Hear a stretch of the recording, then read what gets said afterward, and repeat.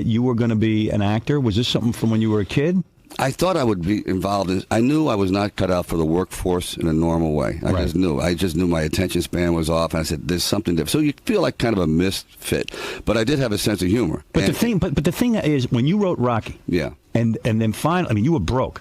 And you write Rocky, and the studios like it. You finally get acceptance, and they say, "Okay, look, we don't want you." Say, "I want to be the star of this movie," and they go, "Look, man, you're nobody." That's true. And you turned down how much money for them to just buy the film and put, I don't know who they want to put in there to star. They want to put Ryan O'Neal, Jimmy Caan.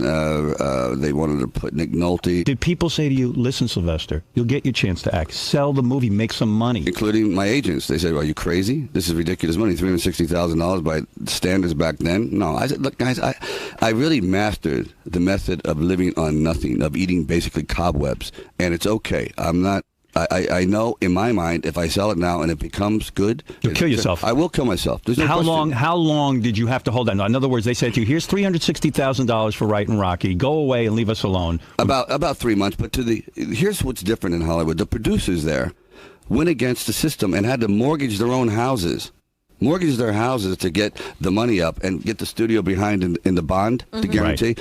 Try that today. Yeah. Good luck. Who did you pressure? Like, what studio and who was the United Artists? United Artists. And they sat down. You said, "We love your script, but you cannot do this." Yeah, and you said, "I'm walking away from $360,000." So when did you get the call that finally, okay, we'll let you start it? Did you have to go audition for them? No, what it is they finally broke it down and said, "We can do this film. If you're going to be in it, we have a 14-day thing where we can fire you anytime if you do anything wrong. And more importantly, we can reduce it down to $900,000 all in. And if you can do the thing in under 30 days, okay. If not, it's over." So did you shoot the whole thing in 28 days? 28 days, the whole first Rocky? The whole thing. Unbelievable. I know it is. Why can't I do that every time? What happened? I know. Because it becomes too important. Bigger, right? It becomes too important. If you would just knock out movies like that without all that, you got spoiled. No, but you're afraid of failure in a sense. I know. It's like, what happened? It's great when you're working out there and you're changing the back of a pickup truck.